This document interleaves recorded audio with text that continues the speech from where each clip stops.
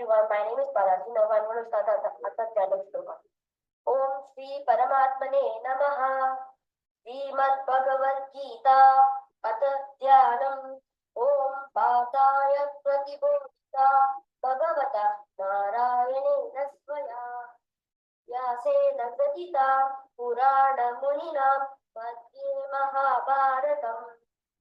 Advaitamidavarshini. Bhagavatim Ashtadashaധ്യായിനീം Appatvamunasandadami Bhagavad Gite Bhagavadveshini.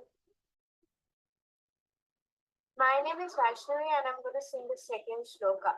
Namostute Vyasa Vishala Buddhe Pullara Vinda Yatapatra Netre Yena Tvaya Bharata Talya Punaha Prajvalito Jnanamaya Pradipaha. Hello everyone, I am Srijit and I am going to say the third sloka. Naparnapari Totra Vaitrikapanaye Jnanamudraya Krishnaya Gita Mitadute Namaha. Param Bhujagashenam Padmanabham Suresham Vishwadaram Pavana Sadrisam Meghavarnam Shubhangam Lakshmikantam Kamalayanam Yogi Vidyanagamyam Vande Vishnu Bhagavatam Sarvadokayanatam. Narayanam Namaskritya Naram Chaiva Narottamam Devim Saraswatim Vyasam Tato Jayamudiraye. Sachidananda Rupaya Krishnaya Krishnakarine Namo Vedanta Vedyaya Guruve Buddhi Sanchine. Gita Hasar Vedam Punyam Yappadete Tasmam Vishnu Padamavapti Bhaya Sodadiva Jitaha. Ekam Shastram Devaki Putra Geetam Eko Devo Devaki Putra Eva Eko Mantrastasya Namani Yani Sarvapi Ekam Tasya Devasya Eva. Om Shri Krishna Paramatmane Namaha. Now I'm going to start the 12th chapter. Om Shri Paramatmane Namaha. Dvadashodhyayaha Bhakti Yogaha. Arjuna Uvacha Evam Sadata Yuktaye Bhakta Swampapayupasate Ye Chapyaksharam Avyaktam Tesham Ke Yoga Vittamaha. Shri Bhagavan Uvacha Mayya Veshimano Yema Nitya Yukta Upasate Shraddhaya Parayopetaha Jeme Yuktama Mataha. Etaksharamanirdesham avyaktam paryupasate sarvadragamachantyam cha kutastamachalam dhruvam. Keshodikatarasteşam avyakta sakta chetasam avyakta hi gatit dukkam dehavat viravapyate. ये तु सर्वाणि कर्माणि मयि सन्न्यस्य मत्परः अनन्येनैव योगेन मां ध्यायन्त उपासते.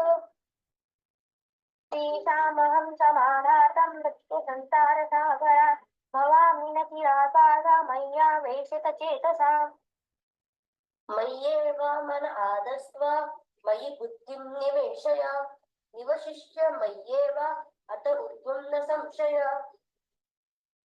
अथ चिन्तं समाधातुं न शक्नोषि मयि स्थिरम् अभ्यासयोगेन ततः मामिच्छाप्तं धनञ्जय.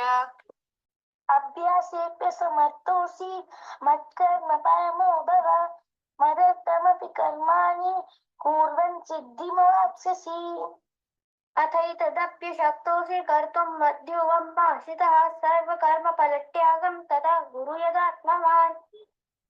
श्रेयो हि ज्ञानमभ्यासात् ज्ञानात् विशिष्यते ज्ञानात् कर्मफलत्यागः त्यागश्चातिरनन्तरम्. उत्कृष्ट सर्वभूतानां मैत्रकरुण एव च निर्मामो निरहङ्कारः समदुःखसुखक्षमी. सन्तुष्टः सततं योगी यतात्मा दृढनिश्चयः मय्यर्पितमनो बुद्धिः यो मद्भक्तः स मे प्रियः. अनपेक्षा सुखे दुःखः उदासीनो गतागतः सर्वरम्भ परित्यागी यो मद्भक्तः स मे प्रियः यो न हृष्यति न द्वेष्टि न शोचति न काङ्क्षति शुभाशुभ परित्यागी भक्तिमान्यः स मे प्रियः समशत्रौ च मित्रे च तदा मानापमानयोः शीतोष्ण सुख दुःखेषु समः सङ्गविवर्जितः हेतो धर्म्यं कृतमिदं हेतोक्तं पर्युपासते श्रद्धधान मत्परमः दत्तास्तिव मे प्रियः ॐ तत्सदिति श्रीमद्भगवद्गीतास्तु उपनिषत्सु ब्रह्मविद्यायां योगशास्त्रे श्रीकृष्णार्जुनसंवादे भक्तियोगो नाम द्वादशोऽध्यायः श्रीकृष्णार्पणमस्तु।